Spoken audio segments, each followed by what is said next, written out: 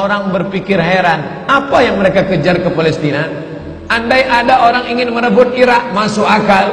Merebut Irak karena banyak sumur-sumur minyak. Andai ada mau ekspansi ke Kuwait, masuk akal. Karena sumur minyak di Kuwait banyak. Kenapa kembali ke Palestina? Ada apa? Tanah yang tandus, tanah yang kering kerontang. Mereka ingin membuat sebuah negara dengan keyakinan akan turun Mesias, sang juru selamat yang dijanjikan oleh Tuhan, dengan syarat orang-orang Yahudi mesti kembali ke negeri yang dijanjikan Tuhan. Yang kedua, Mesias sedang menunggu. Mesias melihat ke bawah. Kalau dia tengok di bawah masih banyak gurun pasir, dia tidak mau turun.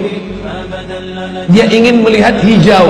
Kalau sudah dibentang karpet hijau, baru dia turun ke bawah. Maka yang dimaksud dengan hijau itu adalah ditanami tanaman-tanaman hijau, penghijauan yang luar biasa. Dan ketika Israel masuk ke Palestina, mereka ambil tanah itu, mereka hancurkan rumah orang Islam, mereka buat tembok panjang. Penjara terbesar dan terpanjang di dunia adalah Palestina. Mereka kurung orang Palestina. Mereka buat tembok beton yang tinggi, panjangnya 700 km lebih. Dari Pekanbaru kita lihat, Anda menuju Medan Sumatera Utara 600 km. Mereka membuat tembok tinggi 700 km.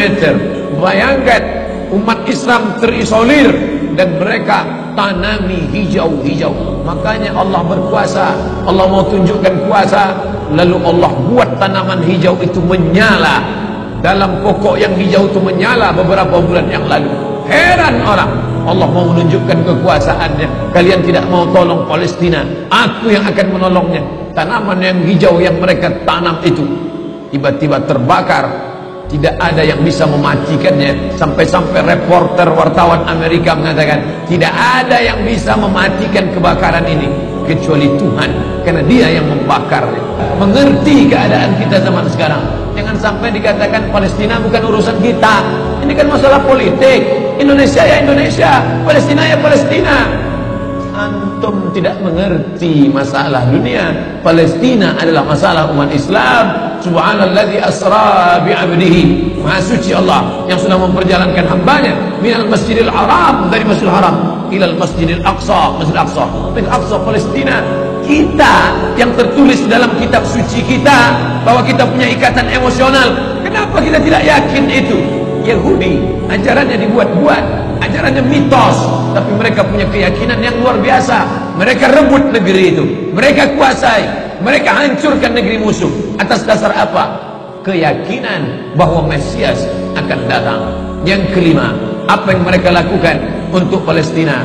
Mereka meyakini ada Temple of King Solomon, tempel kuil King Solomon, Raja Sulaiman. Datang pula orang Indonesia latah, dikatakannya Sulaiman ini kerajaannya bukan di Palestina, di Yogyakarta, Sleman.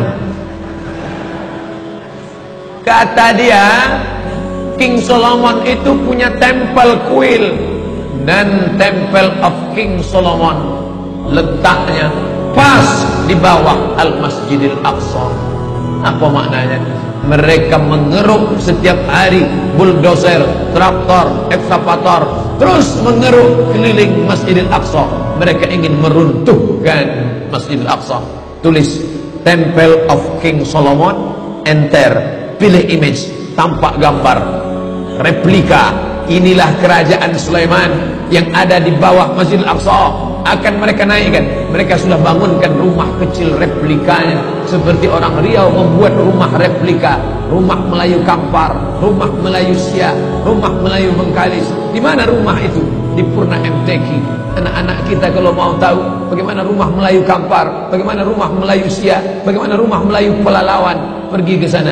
Sebagiannya ada, sebagian tak ada, entah kemana perginya. Tapi mereka membuatkan itu. Inilah dia replika kerajaan Temple of King Solomon. Artinya apa? Mereka ingin menghancurkan Al-Masjidil Aqsa berkeping, sampai akhirnya disitulah nanti kemarahan umat Islam. Tak marah tak tidak, melihat gayanya tak marah. Mau kalian hancur-hancurkanlah. banyak lagi urusan kami sibuk dengan ini. Tapi akan ada hamba-hamba Allah, la tazulu fi ummati ta'ifatun min ummati, akan tetap ada sekelompok umatku yang memperjuangkan agamaku, kata Allah Subhanahu wa taala. Yang terakhir, yang kelima, akan turun Mesias. Kapan itu terjadi? Ketika terjadi perang besar. Sebetulnya dalam agama Islam sudah dituliskan yang dimaksud dengan Mesias itu siapa. Kata Imam Al-Hafiz Ibnu Hajar Al-Asqalani dalam Fathul Bari, yang dimaksud dengan yang dinanti-nanti mereka itu adalah Dajjal. Dajjal itulah sesungguhnya yang sedang mereka nanti. 70,000 Yahudi wara'ad Dajjal. Ada 70.000 Yahudi yang akan berada di belakang Dajjal ketika dia turun nanti.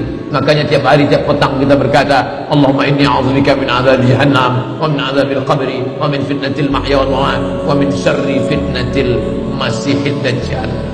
Dajjal itulah yang sedang mereka tunggu. Dajjal itulah yang sedang mereka nanti-nantikan. Kita menantikan kedatangan, dia pun juga menantikan akan kedatangannya. Bedanya apa? Mereka meyakininya dengan semangat mereka luar biasa. Mereka bangkit. Umat Islam percaya. Padahal tiap hari dia katakan sebelum salam, Allahumma inni a'udzubika min adzabi jahannam wa min adzabil qabri wa min fitnatil mahya wal mamat wa min syarri fitnatil masiihid dajjal. Tiap hari dikatakan, tiap hari diucapkan. Tapi dalam hati, betul tak Dajjal datang? Tahiyat tidak. Mereka yakin Dajjal akan datang, tapi mereka katakan itulah pemimpin kami, itulah Tuhan kami, itu adalah jelmaan daripada Tuhan kami, itu yang akan menghancurkan dunia, dia akan menjadi panutan kami. Kita berkata itu musuh kami, tapi kita pun ragu entah musuh entah tidak. Oleh sebab itu kita minta ampun kepada Allah atas kurangnya iman kita. Subuh ini kita bangkitkan semangat kita, tapi yang datang kepada, kenapa Allah tidak menolong? Katanya Allah itu Maha Kuasa. Cukup dia teriakkan saja, malaikatnya satu berteriak, pecah gendang telinga orang Yahudi, mati. Cukup dia tiupkan angin sejuk, terhirup, mati. Kenapa tidak dia matikan saja Yahudi itu? Datang Syekh Muhammad Jibril, Syekh Dr. Muhammad Jibril, Syekh Profesor Dr. Muhammad Jibril, dosen tafsir Al-Azhar. Kami undang, mahasiswa Indonesia mengundang di waktu di Mesir dulu kuliah. Lalu saya tanya, Assalamualaikum Syekh. Ya, kaum Ad binasa, kaum Samud binasa, kaum Midian binasa, kaum Irak binasa, kaum Fir'aun binasa. Kenapa Allah tidak membinasakan Israel ini? Senyum Syekh Muhammad Jibril. Apa kata dia? Ya beni, anak, seandainya Allah membinasakan Israel ini, lalu apa yang tersisa untukmu? Ditunjuknya saya. Seandainya Allah membinasakan Israel ini, lalu apa yang tersisa untukmu? Terdiam saya. Allah sengaja sisakan ini sebagai medan jihad kita menolong agama Allah Subhanahu wa ta'ala. يا قلب ما زلت تبكي على حبيب جفاك وسرت في ركب ليلى ولحظها إذ رماك وطارت الروح شوقا لمرتع